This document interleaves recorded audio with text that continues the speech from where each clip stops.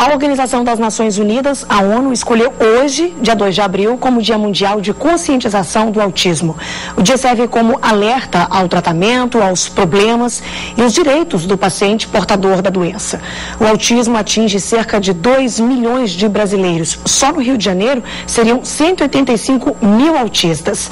Bom, e para falar sobre isso, a gente recebe aqui no estúdio do RJ a psicóloga Andréia Vidal. Oi, Andréia, boa tarde. Oi, boa tarde, Ana Paula. Obrigada por ter aceito o nosso convite aqui no RJ para a gente conversar sobre esse dia tão importante, né, Andréia? Com certeza, eu que agradeço. Quais são essas características? Olha só, no geral, Ana Paula, a gente vai observar 3 aspectos muito importantes para a gente começar a perceber alguns sinais. Esses aspectos estão na dificuldade do autista em se relacionar socialmente, estão também no seu comprometimento da percepção que ele tem sobre ele mesmo, sobre o seu próprio corpo, e também algumas limitações no que ele age, no que ele faz no seu dia a dia.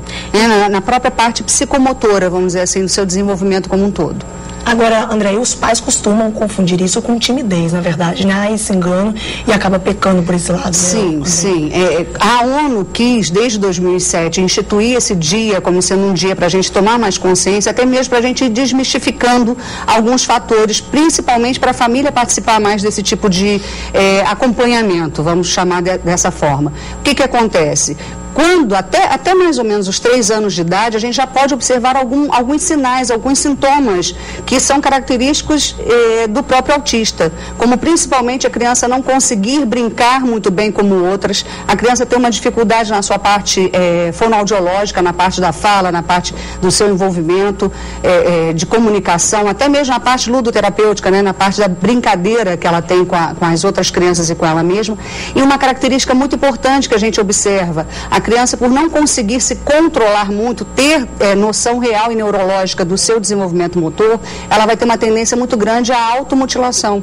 Ela mesma acaba se machucando por ela não conseguir controlar seus movimentos, especificamente falando, Ana Paula. Agora, com relação, é verídico que a doença atinge mais homens do que mulheres? Nós temos essa estatística mais elevada para o gênero masculino, mas não quer dizer que não existam casos de autistas femininos também.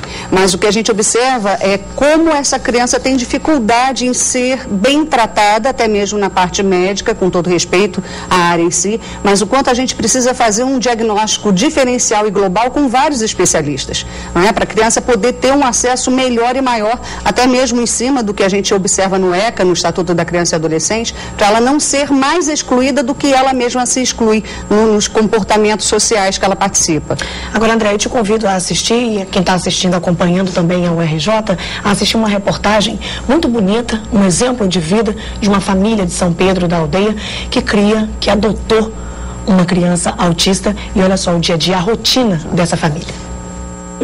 A família Reis é uma grande família. Isso porque Juraci e José são pessoas de grande coração. Tiveram 2 filhos e adotaram 4. Um deles é o Carlos Magno. Hoje o menino tem 20 anos. Assim que foi adotado, aos 3 anos, os pais foram em busca de um diagnóstico para o comportamento diferente dele. Foi quando descobriram que Magno tinha autismo. Eu me emocionei demais nessa época porque eu havia tido um sonho onde nesse sonho traziam para mim uma criança, um casal trazia para mim uma criança e dizia para mim que ele, me perguntando se eu aceitaria aquela criança como filho, só que ela teria deficiências, algumas deficiências, né, até ressaltou bem que não era uma deficiência só, e que seria, mas que essa criança viria para unir corações. A família se mudou do município de Mendes, no sul do estado, para São Pedro da Aldeia há 8 anos. Uma disfunção provocou obesidade em Magno. A luta passou a ser pelo emagrecimento, além do tratamento para o autismo. E perceberam que na região dos Lagos faltava assistência para pessoas com a doença. Não houve uma escola que aceitasse Magno. Nós percorremos não só aqui em São Pedro, como Cabo Frio, Araruama, Iguaba, na busca de oportunidades para que ele pudesse ser inserido no ambiente escolar. Não conseguimos sucesso.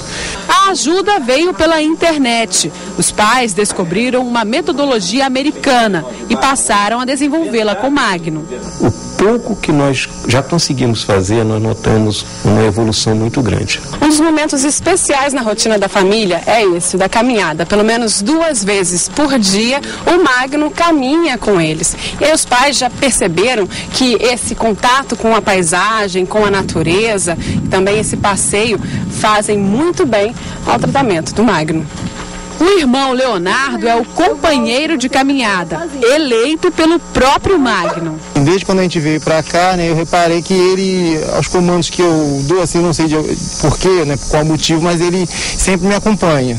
E o interessante é que eu escolho o caminho, ele não...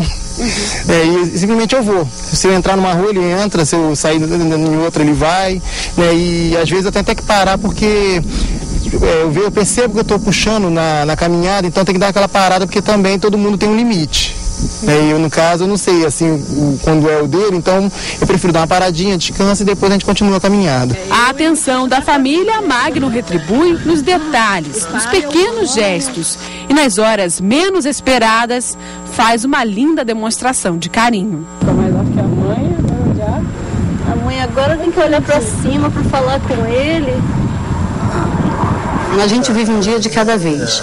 Então, cada dia, cada vez que ele demonstra um avanço, que ele entende um verbo, que ele entende um substantivo, isso aí a gente vibra com ele e a gente se emociona muito quando ele consegue.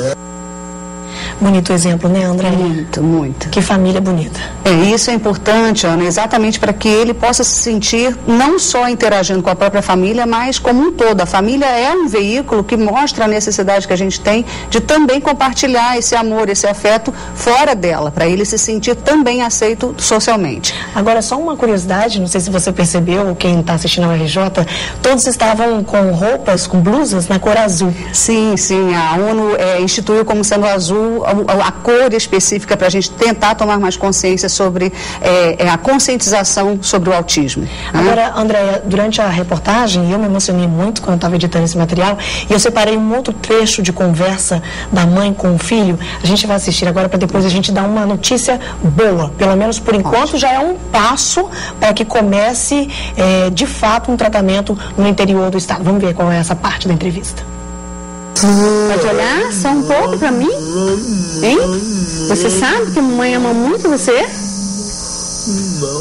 O que eu desejo pro Magno, o que eu desejo pra você é que você tenha, daqui pra frente, você desenvolva cada vez mais, com todos nós colaborando, com todos, e que não só nós aqui em casa, mas que o poder público possa ouvir a nossa voz, que a gente tenha a vez de colocar a nossa voz, para que eles vejam a necessidade de cada um dos autistas que estão em casa. Eles não estão sendo atendidos como meu filho, não estão em escola como meu filho. A maioria, quando é atendido, é quando eles são pequenos, que estão na pré-escola.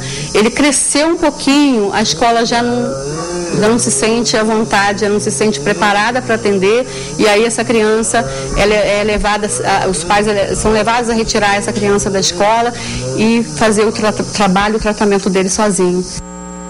A Juraci falou aí com relação, às oportunidades. Olha só, uma vitória importante para os autistas e suas famílias foi conseguida no fim do mês de fevereiro.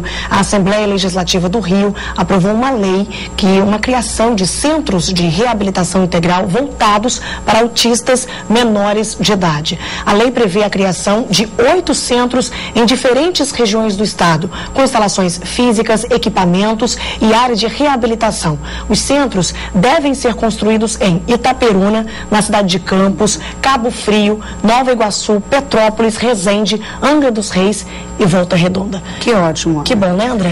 E é importante a gente tomar mais consciência também, Ana Paula, que o diagnóstico tem que ser feito por uma equipe multidisciplinar, até porque a gente diagnosticando o autista, a gente vai poder trabalhar com vários profissionais também, principalmente a parte médica em si, com profissionais da psicologia, da fonoaudiologia, da fisioterapia e vários outros que possam auxiliar. familiar, porque cada tipo de autista pode ter uma sequela ou algum tipo de transtorno diferente do outro. A gente não consegue diagnosticar única e exclusivamente um tipo só de autismo. Então a gente precisa tomar essa consciência, a família principalmente se envolver com esse tipo de descoberta para que ela possa ter consciência com quem ela vai conseguir tratar o seu filho. A doença não tem cura, né, Andréia? Infelizmente a questão mesmo é o tratamento e o amor. E a gente viu esse exemplo dessa família, né? Isso, e a sociedade como um todo perceber a importância de englobar, de pegar as pessoas. Os seres humanos têm uma dificuldade enorme de lidar com as pessoas diferentes, com os seres diferentes. Então a gente precisa tomar mais consciência que cada um pode trabalhar a sua afetividade, a sua emotividade